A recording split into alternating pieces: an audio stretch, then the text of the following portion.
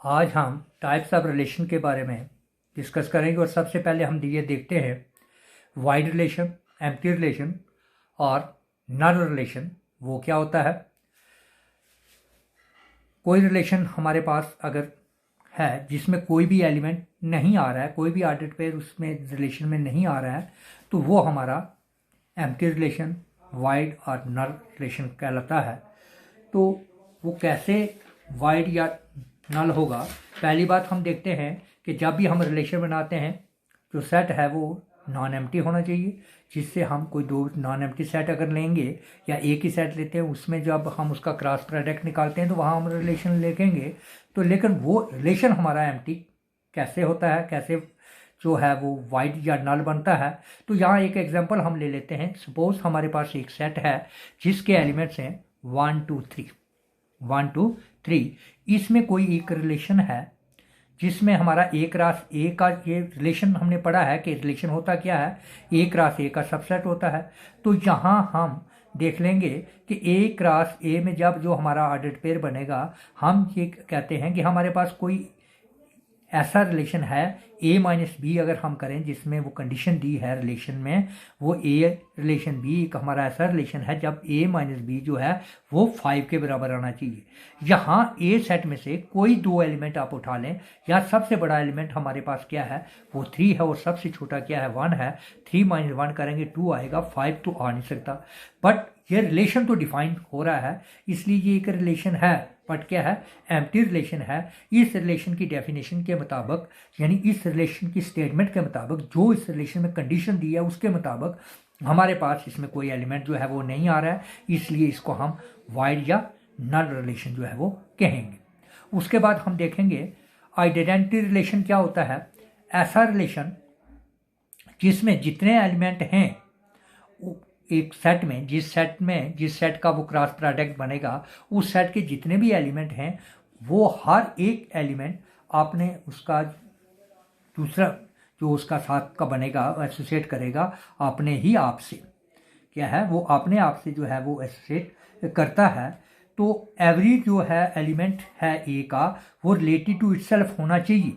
अगर इस सेट में हम इसी सेट को अगर हम ले लेते हैं, ये 1 2 3 जो हमने लिया है पहले, इसमें क्या है इसी सेट में अगर हमारे पास आइडेंटिटी रिलेशन जो अगर हम बनाते हैं, यहाँ 1 1 2 2 और 3 3, ये तीन एलिमेंट ही इसमें तीन ऑर्डर्ड पेयर इनका होना ज़रूरी है। जैसे हमने इसी सेट को ये दोबारा हम ले लेते हैं 1 2 3, और इसमें 1 1 2 2 और 3 3 जो है, ये जो इस आर सेट हमारा है ये एक रिलेशन है, और इस रिलेशन को हम आइडेंटिटी रिलेशन कहेंगे।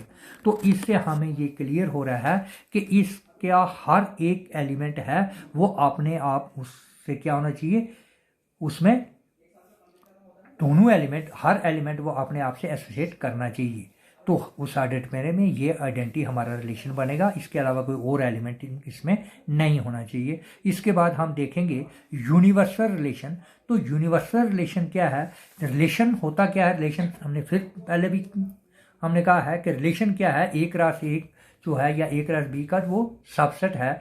किसी एक सेट में हम अगर रिलेशन बनाते हैं तो वहाँ ए क्रॉस ए हम देखेंगे, और ए क्रॉस ए का कोई भी सबसेट जो है वो कोई रिलेशन बनेगा। तो यहाँ पर यूनिवर्सल रिलेशन क्या बनेगा? यहाँ ए क्रॉस ए जो है वो अपना सबसेट तो होता, हर सेट अपना सबसेट है। A cross A is a subset of A cross A. तो जब हमारा रिलेशन ए क्रॉस ए के बराबर आ जाएगा, यानी ए क्रॉस ए में जितने भी ऑर्डर्ड पेयर होंगे वो ऑर्डर्ड पेयर अगर उस सेट में हैं, किसी और सेट में, किसी रिलेशन में, तो वो रिलेशन हमारा क्या बनेगा? यूनिवर्सल रिलेशन बनेगा। जैसे r is equal to a cross a, ये इसकी डेफिनेशन में हमने ले दिया है। तो ये हमारा रिलेशन क्या होगा? Universal relation. अब यूनिवर्सल रिलेशन के बाद हम 3-4 रिलेशन जो वेरी इंपॉर्टेंट, जो हमें आगे भी इनका जो है हमने यूज़ करना है 12th क्लास में भी, जिसमें सबसे पहले रिफ्लेक्सिव रिलेशन। तो रिफ्लेक्सिव रिलेशन क्या होता है? रिफ्लेक्सिव रिलेशन के लिए भी ये सिंपल सी डेफिनेशन में सबसे पहले वही आता है कि अगर कोई हमारे पास रिलेशन किसी सेट ए में है तो वो रिफ्लेक्सिव कब होगा? जब ए सेट का हर एक एलिमेंट अपने आप से रिलेट करना चाहिए, हर एक एलिमेंट अपने आप से रिलेट करना चाहिए, इसके लिए ये कंडीशन। और इसके साथ आगे ये ज़रूरी नहीं है कि वो रिलेशन किसी और के साथ भी रिलेट करे या ना करे, उससे हमें लेना देना नहीं है, बट अपने आप से रिलेट करना चाहिए, रिफ्लेक्सिव है। तो रिफ्लेक्सिव और आइडेंटिटी रिलेशन जो है आपस में मिलते जुलते हैं। आइडेंटिटी में क्या है कि किसी ए सेट का हर एक एलिमेंट जो है वो अपने आप से रिलेट करना चाहिए, बस इतना, किसी दूसरे से नहीं। कोई एलिमेंट बचना नहीं चाहिए जो अपने आप से रिलेट ना करे, वो होता है हमारा आइडेंटिटी। तो इसी तरह रिफ्लेक्सिव में भी यही है कि हर एलिमेंट जो है वो अपने आप से रिलेट करना चाहिए, कोई एलिमेंट बचना नहीं चाहिए। बट उसका कोई एलिमेंट वो अपने आप से रिलेट कर रहा है, किसी और से भी रिलेट कर रहा है, तो हमें कोई उससे परेशानी नहीं है, बट अपने आप से हर एक एलिमेंट रिलेट करना चाहिए। तो ये तब वो रिफ्लेक्सिव होगा कि अगर वो अपने आप में कोई एक ऐसा एलिमेंट उसमें है जो अपने आप से रिलेट नहीं करता है, तब वो रिफ्लेक्सिव नहीं होगा। उसके लिए ये नोट में मैंने लिख दिया है कि कहाँ कब अगर कोई एलिमेंट ए हमारे पास है, अगर वहाँ एक ए जो है ऑर्डर्ड पेयर अगर उस रिलेशन में बिलोंग नहीं करता है, तो वो हमारा रिलेशन जो है रिफ्लेक्सिव नहीं होगा। तो इस तरह से हमारा जो एक आइडेंटिटी रिलेशन है वो रिफ्लेक्सिव हो सकता है, वो रिफ्लेक्सिव भी है, मगर हर एक रिफ्लेक्सिव जो है रिलेशन वो आइडेंटिटी नहीं हो सकता। जैसे रिफ्लेक्सिव में कोई एक एलिमेंट, ये एक एग्जांपल हम ले लेते हैं, इसमें एक रिलेशन है यहाँ 1 1 2 2, 1 1 है, 2 2 है, 3 3, 2 3 और 3 3। तो ये सेट ए सेट जो इसके 1 2 3 एलिमेंट हैं ए सेट के, इसमें 1 1 है, 2 2 है और 3 3 है, 1 1 2 2 और 3 3 है। बस ये हमने देखना है कि इसके मुताबिक ये रिफ्लेक्सिव तो है। यहाँ 2 3 भी है, क्या है, 2 3 भी है, फिर भी ये रिफ्लेक्सिव है, बट ये आइडेंटिटी नहीं है, क्योंकि इसमें 2 3 जो एलिमेंट है वो इसको आइडेंटिटी नहीं बनने देता। इसलिए ये हमारा जो सेट है आर सेट, ये रिफ्लेक्सिव रिलेशन है, मगर आइडेंटिटी रिलेशन नहीं है। रिफ्लेक्सिव है और आइडेंटिटी नहीं है। तो इसका मतलब क्या है कि हर एक आइडेंटिटी रिलेशन जो है वो रिफ्लेक्सिव हो सकता है, मगर हर एक रिफ्लेक्सिव रिलेशन जो है वो मे और मे नॉट आइडेंटिटी होगा। और उसके बाद अब हम देखेंगे सिमेट्रिक रिलेशन। सिमेट्रिक रिलेशन क्या होता है? सिमेट्रिक रिलेशन में होता है कोई रिलेशन अगर हमारे पास है, एक सेट जो है, कोई सेट हम ले लेते हैं, तो उसमें सिमेट्रिक रिलेशन क्या होगा कि अगर उस सेट में कोई हम एक ऑर्डर्ड पेयर लेते हैं, अगर वो ऑर्डर्ड पेयर हमारा ए और बी है, उसके लिए बी ए का होना भी ज़रूरी है। अगर ए बी है तो बी ए भी होगा, तो उसको हम कहते हैं सिमेट्रिक रिलेशन। अगर हमारा ए रिलेशन बी है तो बी रिलेशन ए भी होना चाहिए, उसके लिए सिमेट्रिक रिलेशन के लिए ये ज़रूरी है। अगर यहाँ भी हम वही ए सेट हम ले लेते हैं 1 2 3, जिसके एलिमेंट हमने एक बार लिए हैं वही ले लेते हैं दोबारा, तो इसमें क्या है, 1 2 है तो 2 1 होना चाहिए, 3 1 है तो 1 3 का होना ज़रूरी है। ये ज़रूरी नहीं कि सभी एलिमेंट का हो, कुछ एलिमेंट जो है मतलब जो हमारे रिलेशन में आ रहे हैं, अगर 1 2 आ रहा है तो उसके लिए 2 1 का होना ज़रूरी है, अगर 3 1 आ रहा है तो 1 3 का होना ज़रूरी है। तो वो कंडीशंस यहाँ हैं, तो ये रिलेशन हमारा क्या है, सिमेट्रिक है।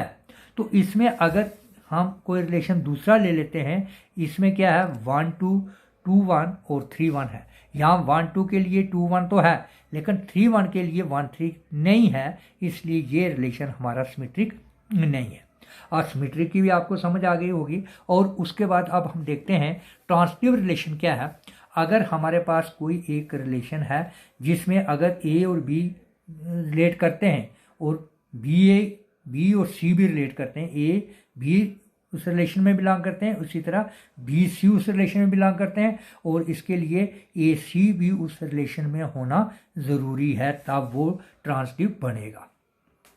तो उसके लिए अगर ए रिलेशन बी है, बी रिलेशन ए है, और उसके बाद बी रिलेशन सी अगर है हमारा, सी ए रिलेशन बी है और बी रिलेशन सी है, तो इसके लिए ए रिलेशन सी का होना ज़रूरी है, ए रिलेशन सी का होना भी ज़रूरी है, तब वो हमारा जो रिलेशन होगा वो ट्रांसिटिव बनेगा।